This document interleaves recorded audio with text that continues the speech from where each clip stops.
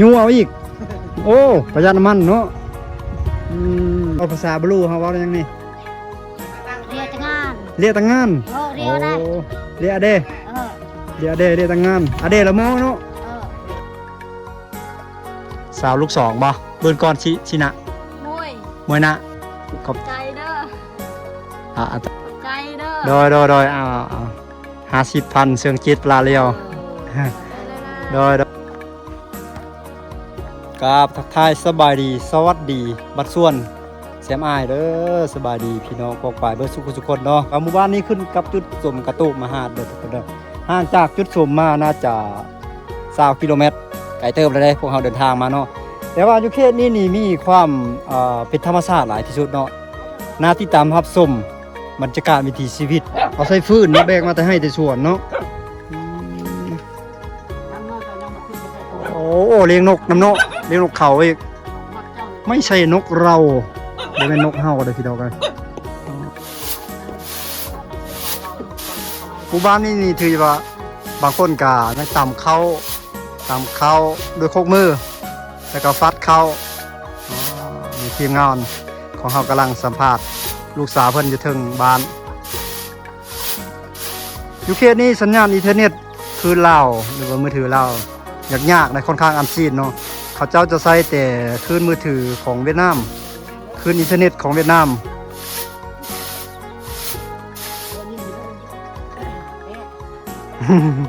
ขอบใจไปเท่ากับเอิญเงี้ยวๆสลายจะฮู้แต่ภาษาเวียดนามเนาะดังปลายย้อนเนาะไปได้เร็วดักบีบีบ่โอ้กล้วยกระลึงซื้อได้ดังนะปลายย้อนนะหลายคนรู้จักภาษาเวียดส่วนหลายนะอยู่แถวนี้นะส่วนน้อยจะบ่ค่อยได้ฮู้นะส่วนหลายแม่นฮู้บัดแต่ภาษาลาวนี่โอ้แฮงบ่ค่อยฮู้เลยเนาะปลายเลี้ยวดังบ่ปิแต่ดังเลยบ่ฮู้เลยโอ้ภาษาลาวบ่ฮู้เลยเนาะโอ้ยภาษาเวียดพอฟังได้เนาะภาษาชนเผ่าเฮาถือว่าโอเค มีคนชนเผ่าบ่ฮู้ภาษาชนเผ่าก็ยอมกันแล้วเนาะนี่ต้นบักฮุ่งหน้าบ้านของเพิ่นเดี๋ยวเฮาพาทุกคนเลาะที่ตามผสมบางวิถีชีวิตภายในหมู่บ้านเนาะเลาะไปตามเส้นทางนี่แหละทุกคนเลยนี่เลาะไปพุ่นแหละแบ็คกราวด์ข้างหลังหมู่บ้านมีภูเขาสวยงามภูเขาเขียวมีต้นกล้วยหลายได้ทุกคนโอ้ต้นกล้วยน้ำว้าเนาะนี่คือพืชเศรษฐกิจของคนแถวนี้แล้วก็มันสับปะหลังนี่เต็มหัวภูเลยเด้มันสับปะหลังกำลังปลูกเนาะกำลังติดได้ประมาณ20 เซนติเมตรนี่แหละเดี๋ยวอีกประมาณ 2-3 เดือนมารับจะมาเที่ยวชมบรรยากาศวิถีชีวิตแถวนี้งามหลายเนาะคลิปก่อนๆปีกายนี่บรัดก็ได้มาถ่ายทำโอ้งามหลายพี่น้องเลยเชื่อว่าหลายคนก็อาจจะได้ติดตามรับชมเนาะมันชวนเด้อแซมเด้อโอ้เปิดดงเนาะเป็นกระมุนบ่หรือปีนาวในปีเลี้ยง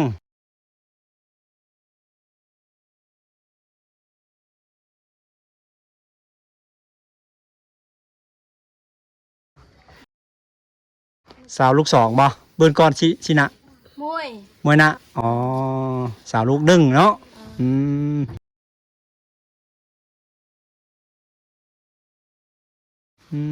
หน้าละมือเมย์แพงโอ้น้องแพงเนาะน้องแพงละมือเกิดละบาลัดไม่อ่อเนาะอ่อเลยโอ้กลักน้องฮูภาษาลาวหลายอยู่บ่ฮูเนาะโอ้ฮูน้อยอ๋อภาษาเวียดนามเด้ภาษาเวียดนามก็คือกันฮูบ่หลายคือกันเนาะคนนี้บ่ลูกชื่อนางยังนี่หน้าละมือนางติ้งนางดิกอ๋อน้อยเด็กน้อยนางดิกโอ้น้อยน้องแพงอายุจักปีตอนนี้19 ปีอ๋อ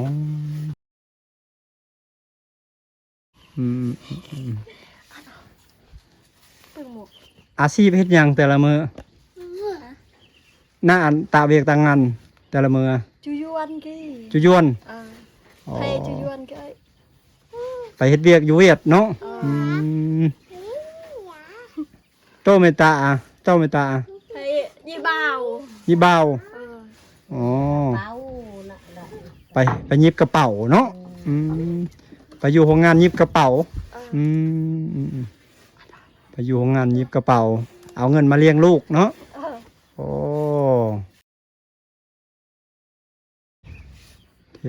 เทไว้โอ้ห่อเลยหน้าอันกระยากกระยากตากระโดอันอีดอีดลูกไก่ตะไมผัวไปเอาเมียไหมก็เลยปะเมียเก่าชีกระชายนึ่มตาโดนเจออ๋อบ้านกระมอแล้ว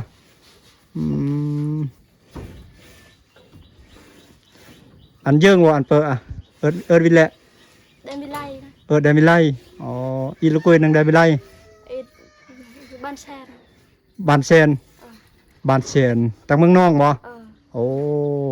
วินอันละวินเดมิไลอ๋อเอาผัวอยู่แดนวิไล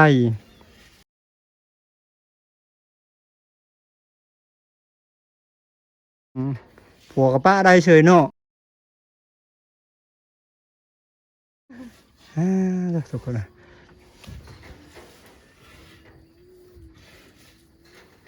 ขัดป่วยป่วยไปแล้วเด็กกระโลงโอ้อาบน้ำซี่อยู่นะอาบน้ำซี่ขัดง่วยเด้อิดไปแล้วเด็กกระโลงเลยโอ้ป่วยแล้วเด้อกี่ง่วยแล้วเด้อกี่กินน้ำซี่เนาะตะบื้นเดียนเนาะบื้นมาเดียนบ่มีไฟฟ้าเลยบ้านน้องเนาะกล็อกบ่ด้วยกล็อกด้วยบ่ตำเข้าด้วยคกมือนี่น้องไงน้องแพงอายุ19 ปีเนาะโอ้ห่างไกลจากตัวเมืองเซโปนมา70 กิโลเมตรเนาะเส้นทางทุรกันดารโหดขนาดเลยคัดเปาะจุเมืองนี่ไม่เปาะแล้วนั่นแหละเปาะจุเมืองเซโปนเคยเปาะป่ะละนาเวียดโอ้ละนานละบาวล้นโอ้ไปทางเวียดเลยเนาะขัดไปเข้าเมืองนะเข้าเมืองเซโปต้องไปทางเวียดนามน้องพลบอกโอเคเอากับเอิญเด้อน้องเด้อกับเอิญเด้อแซมเด้อกับเอิญเงียวเบอร์ได้ไม่เบิ้ลเฉพาะจ้ะยัวน้องบอกว่าประทันได้มีแฟนตอนนี้เนาะยังบ่มีแกงหัวถามว่ามีแฟนหรือว่ายังอยู่โสดอยู่ครองครอบโสดอยู่ตอนนี้ตาสไลบ่ตาสไลเนาะเนี่ยกะตาบ่ตาบืนตาพวกอ๋อตาสไลตาป้วงเฮ็ดสวนปลูกข้าวแล้วก็ปลูกมันต้นเปรี้ยกระเจาะบ่เจาะบ่เปรี้ยโอ้ปลูกกล้วยน้ำโดยโอเค thank youเอาในบลัดยนนะเชิงชิดปลาเลี้ยวยนเชิงแก้วอ่อนนะแอมแบะเลยนะไม่นบก้อนนบขอบใจเลยขอบใจเด้อทำไมทำไมเอาตาเลยขอบใจเด้อโดยเอา50,000เชิงชิดปลาเลี้ยวโดยซื้อขนมให้ลูกอยากจะให้หลายอยู่บลัดกับโบมีเงินพี่น้องเลยเอาขอบใจไปก็ได้ทุกคนเลยตอนนี้เขาเดินทางมาฮอดใจกลางบ้านเขาเลยเนาะเบิ่งไหมภูเขาทางหน้าเขาเนี่ยเห็นบ่มีแต่ปลากล้วยเตะเบิดขับปลูกเฮือนกำลังใหญ่เฮือนเพิ่นเนาะคนน่ะทุกคนเลยเกิดแปลนตีนภูเขาแบ็กกราวด์ด้วยภูเขาเขียวสวยงาม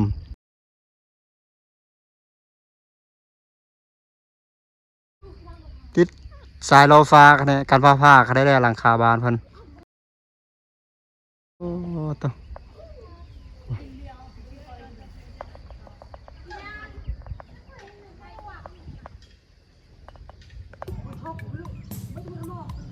เป็นหมู่บ้านที่ว่ามีไฟฟ้าเข้ามาถึงแล้วได้มีแต่บางหลังคาเฮือนบางครอบครัวที่บ่ทันได้เอาไฟลงเนาะอันนั้นขึ้นกับเศรษฐกิจของครอบครัวเขาเจ้า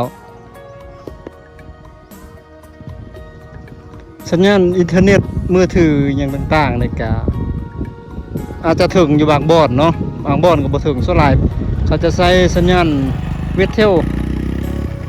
หรือว่าคลื่นเวทเทลคลื่นมือถือของเวียดนามเพราะเป็นหมู่บ้านเขตชายแดนได้กล่าวด้วยภูเขาเขียวสวยงามงัวเพิ่นก็งามเลยปัดชวดเด้อ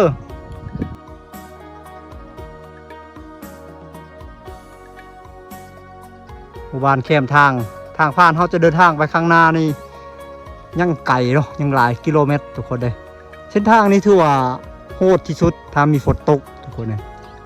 รถจักรคือรถบาลัดอยู่ลำบากเลยไปเด้ขับฝนตกเนี่ยต้องแม่นออฟโรดหรือว่าวิบากจังสีโอเคเนี่ยจังหน่อยเนาะตัววิวงามบ้านสวยแบกเก่าภูเขาเขียวเส้นเก่าเส้นเคยเนาะข้างหลังสุดยอดวิถีชีวิตของคนแถวนี้เนาะเขามีรายได้ดีย้อนการขายกล้วยน้ำว้าขายมันต้นมันสับปะหลังฮะล่ะหลักๆคนได้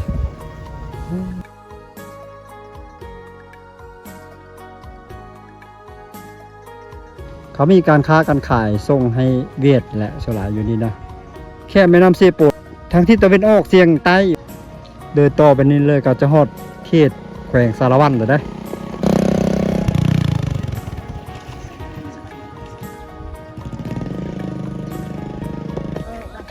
โอ้บัดชวดปีเอ้ยล้างถ้วยเนาะเลี้ยเด้ว่าภาษาบลูเฮาเว้าอย่างนี้เรียตั้งงาน เลี้ยตั้งงานเรียได้เลี้ยเด้เลี้ยตั้งงานอะเด้ละโมเนาะตั้งงานละถ้วยโอ้หากันแล้วไหมเฮือนนี่เนาะเฮือนไม้งามลูกหลานเฮ็ดให้เนาะโอ้งามเลยงามเลยนี่อ๋อไม่เท่าอยู่กับไผจักคนนี่อยู่ผู้เดียวเลยตายแล้วพอตายแล้วผัวก็ตายเนี่ยเอาผัวแล้วลูกกับผัวแล้วเอาไปเฮือนผัวแล้วเนาะตักน้ำอยู่ใส่ไม่เท่าน้ำห้วยโอ้บ่ให้นอนน้ำซีเนี่ยอ๋อผูก็ได้เงินก็กินน้ำสะอาดอ๋อจะเอาน้ำซีน้ำห้วยมากินโอ้มาต้มกินมีเงินเก็บดอยอ๋อไม่เท่าเฮ็ดให้บ่เฮ็ดยังเฮ็ดสวนบ้านแม่อ๋อเลี้ยงไก่เฮ็ดสวนอ๋อสวนยังไม่เท่าปลูกยังอยู่สวนปลูกมะขลีมะมะแตงอ๋อสวนกล้วยก็มีบ่สวนกล้วยจอบเลียดบ่จอบเลียดคือเลียดกะเนาะมันเลียดอ๋อจอบปลูกเตี้ยวเผ็ดอ๋อ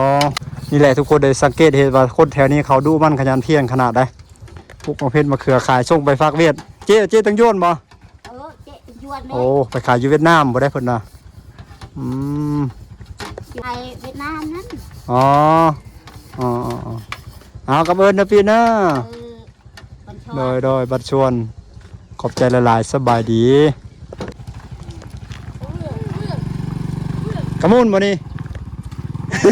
กระมุนแล้วแบบนี้นะทีแรกกระมุนผู้สาว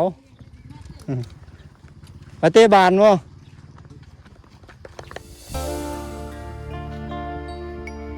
อ๋อดิดูมันขยันเพียงกันแล้วมาคนเดียวใช่ไหมกันดิขับรถจักรมอเตอร์ไซค์ครับดีคุณครบแล้วทุกคนเลยพูดไปรีอยู่คนเลยเราเห็นผู้บ่าวล่ามาเราอายเราจอยคักเลยเนาะบ้านหลังนั้นเนาะอยู่โดดเดียวดายตีนภูเขาสวยงามแบ็คก้าวเป็นภูเขาเขียวพวกเฮียนนี่ตั้งแต่ประถมจนฮอดมัธยมมาแล้วเขตดีดาการศึกษาก็คือว่าอะไรทุกคนเลยบางคนบางส่วนเขาก็ไปเฮียนอยู่เวียดภาคเวียดบางคนก็เฮียนทั้งภาษาลาวทั้งภาษาเวียดนามบางคนก็บ่ฮู้ภาษาลาวเลยคนอายุแก่ๆจักหน่อยจะบ่ฮู้ภาษาลาวทำไม ส่วนสุขศาลาจะไปเข้าอยู่จุดสุ่มกระตูบพุ่นละกันบอกเขาก็ไปเข้าอยู่จุดสุ่มแดนวิไลเพราะว่าแต่นี่ไปหาแดนวิไลก็ประมาณ 5-6 กิโลเมตรนี่แหละบ่ไกลหรือว่าเขาจะเป็นบางอย่างบางคนเขามีเงินเด้เขาก็ข้ามไปฝากเมืองเวียดไปปัวอยู่ฝากเวียดเพราะว่านี่ประมาณ 200-300 เมตรเด็กก็เป็นประเทศเวียดนามเลยทุกคนได้เลยผู้สาวมันมาฟันต้นกล้วยแล้วนี่ ยิ่งไปเปื่อยอยู่ ถ่ายชำนี้ได้อยู่ไก่ดิ หน้าละมือเมื่อยอ่ะ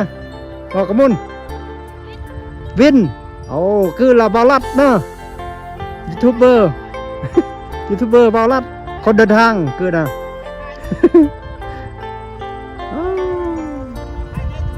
นี่โอเค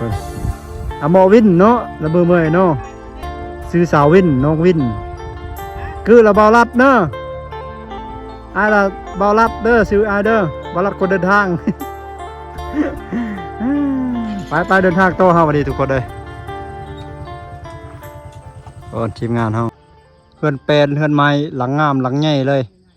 มาแล้วเขาก็ทาสีกันเรื่องเตื้อแดงต้งเลยเพื่อนหลังใหญ่สุดยอดคุณนะคุณอันนี้ถือว่าบ้านกะเลงเจียงเลยเด้อนี่นะทุกคนเลยบ้านกะเลงเจียงไม่ใช่ปนแขวงสารเขตเนาะบนนั้นบ้านหลังใหญ่นะแต่ไม้นี่เขาซื้อมาแต่เซโปนไปได้ทุกคนเลย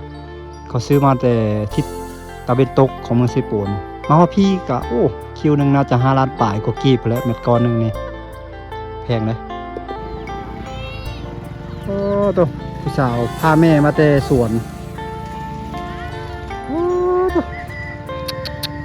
เพื่อนหลังนี้ก็ซ้ำคฤหาสน์เลยหลายปีแล้วเวลาเดินทางมาเมื่อวานนี่นะน่าจะประมาณ10 ปีนี่แหละทุกคนเลยเมื่อกี้เวลาเคยเดินทางผ่านอยู่ได้โอ้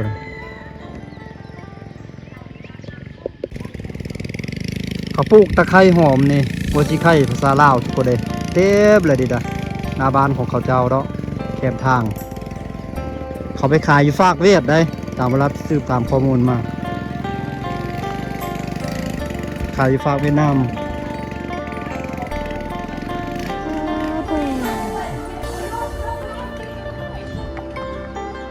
ผู้สาวนอนอยู่นี่หลายนะยัดเด้อว่ามาเดี๋ยวยัดเด้อบัดชวนกระมุนโอบโลด ว้ากระมุนเด้ยโอ้เฮือบังจองเฮือโยม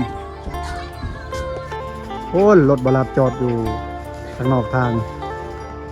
กระปุกมันลายเป็นดอกคักเลยเนาะอยู่ข้างหลังบ้านเนาะหมู่บ้านนี้ก็ค่อนข้างมีวิถีชีวิตที่ค่อนข้างดีกว่าเขตอื่นๆของเมืองเซโปนได้ทุกคนได้เขตชนบทของเมืองเซโปนที่บาลัดไปทางจุดสุ่มเจียงตู้พาบังละโกลานโฮทางนั้นนี่ทางจุดสุ่มมันจีทางนั้นโอ้บ่สู้วิถีชีวิตแถวนี้แหละวิถีชีวิตของคนแถวนี้นี่ดีกว่าได้ค่อนข้างนี่เลยครับดีกว่าเนาะเอาดีนักแกโอ้ห่วงลูกติมีลูก2 ตัว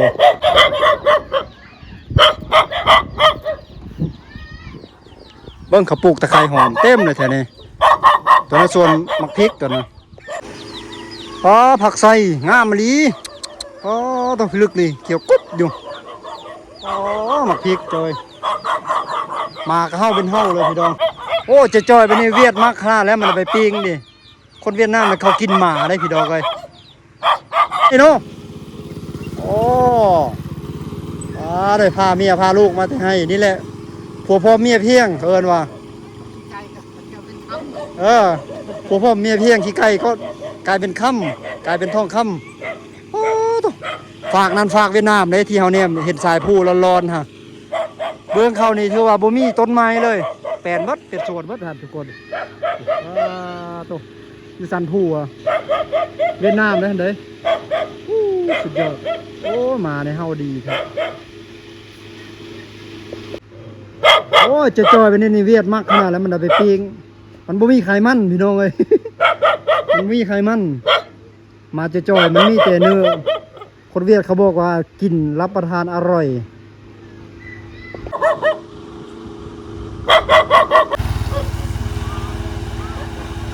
มาแต่ให้แต่ส่วนแถวนี้นี่เขาขี่รถไปเวียดนามหมดเด้เพราะว่ารถจักรนี่100%ซื้อมาจากเวียดนามทุกคนเลยยากเลยสิซื้อมาแต่สิโปรดซื้อมาแต่สวรรณเขตฮะนี่จะซื้อรถเวียดนามมาขี่100%ทุกคนประเภทรถจักรมอเตอร์ไซค์ได้บัดชวนปีบัดชวนเด้อตาชะไลมอมเจอเบอร์ไหนมอมมาอ๋อเจาะโจ้อ๋อโอ้โอ้เปรียดเนาะโดยป้วงโอ้ปลูก3อย่างแล้วเนาะปลูกกล้วยน้ำว้าแล้วก็ปลูกเขาแล้วก็ปลูกมันต้นมันสับปะหลังนะทุกคนนะอ๋อขัดวืนแล้วเจ๊ไปแล้วเจ๊ย้วนบ่เจ๊ย้วนเฮาเจ๊เลี้ยวเฮาโอ้ย้วนเจ๊เลี้ยวเจ๊เนาะโอ้ขายอยู่เวียดแน่ขายอยู่ลาวแน่อ๋อขัดเอิดไปเลยเจืองซื้อละเจ๊เมื่อกี้เนาะอ๋ออยู่ใส่ขายอยู่ใส่ซื้อแพงเลยขายอยู่หันอ๋อป้าพื้นหลายเลยเนาะเลี้ยวเจ้าแต่กี่ชุนายกี่นุประจาคือเจ๊อย่าอ๋อคันย้วนเจ้าเจ๊ย้วนอย่าอ๋อถนนเส้นนี้นี่แล่นขึ้นไปเรื่อยๆจะฮอดเมืองนองได้ทุกคนได้ไปเรื่อยๆฮอดเมืองนองแต่ว่าไกลสุดคนอันนี้เราเข้าของเพิ่นแบบนี้เราเข้าหรือว่ายุงเข้าหมู่บ้านคักอะไรเนาะเป็นหลังยังไงเข้าใน4เข้าโอ้มี4เข้าแล้วแค่นี้นะยับไปพวกเรา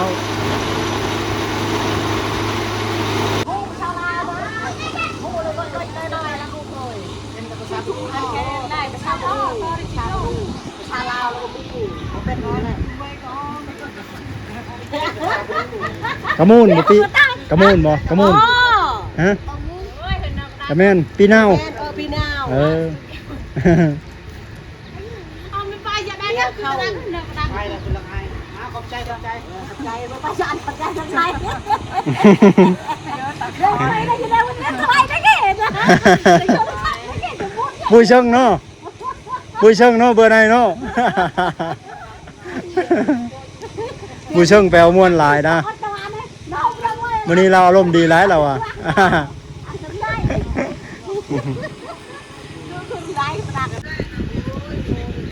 เกลือหมูปะเทานั่นนั่งเฝ้าอยู่นี่ห้องน้ำเลยหมู่บ้านพัฒนาดีเว้ยอ๋อนี่หมู่บ้านก้าแรงเกียงแต่นี่คือโคกตำเข้าด้วยมือแต่ว่าน่าจะยึดต่ำไปแล้วนี่เนาะสปีดเป็นสปีดเลยมาแต่ให้มาแต่หน้าแต่สวนหน้าบ่ค่อยมีหรอกนามีแต่ให้กับสวน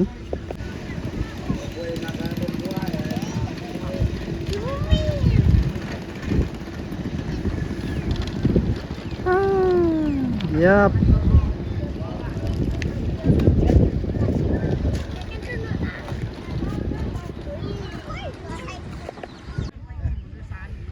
นี่คือท่าเรือที่สำคัญของชุมชนในเขตนี้นะทุกคนเลย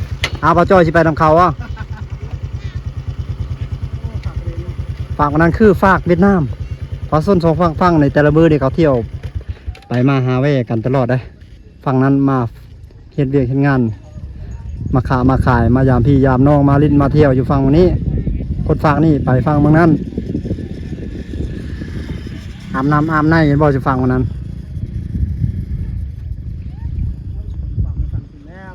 เอาเขาคือเบอร์สตาร์ทยูเอาอีกโอ้ประหยัดน้ำมันเนาะยูเอาเลยเพราะน้ำมันตื่นเนาะเพียงคอหนึ่งนะว่ะบริสตาร์ทเครื่องเลยเป็นเรือจักรลักห่างตัวเรือจักรหางยาวมานี่แสดงว่าเพิ่นอยู่ฝากนะฝากฝั่งเวียดแมนเป็นคนของเวียดแมนแหละเนาะแมนคนของชาวเวียดนามคนเวียดมัดฝากนั่นนะแถ แต่ว่าคนชนเผ่าบรูภาคเวียด เป็นทางเวียดนามแล้วมาเฮ็ดสวนอยู่ฝั่งลาว แมนให้สวนเฮ็ดให้อยู่ฝั่งลาวเขาเศร้าได้เขามาเศร้าได้ เซาดินเฮา เศร้าดินเฮาได้เขามาเขาบ่ได้เฮ็ดฟรีได้เขามาเศร้า คือแบบก็มีพี่น้องอยู่ฝั่งนี่นะส่วนหลายคนท่านี้ก็จะมีพี่น้องอยู่ฝั่งลาวฝั่งเวียดและคนอยู่ฝั่งนั้นเขาก็มาเศร้าขอเศร้าของพี่น้องอีพี่บ่แก้ฟื้นแก้หยังเมื่อแม่นบ่คนเต็มเลยทักเทิงพุทธกางัวลงกินน้ำเซลล์เป็นหาดทรายที่ใหญ่ได้บ่ดีได้เหมาะกับการมาปิกนิกหรือว่ามากางเต็นท์นอนกลางคืนสุดยอดเลยสุดเขตแดนเมืองเซโปดแขวงสวรรณเขตถูกก็ได้ข้ามไปอีกนี่ก็เป็นเมืองนอกแล้วบาดนี้ข้ามไปขึ้นทางเหนืออีกนิดนึงนี่ไปอีก1 กิโลเมตรเป็นเขตเมืองนองแขวงสวรรณเขตเซโปดสุดสำนี้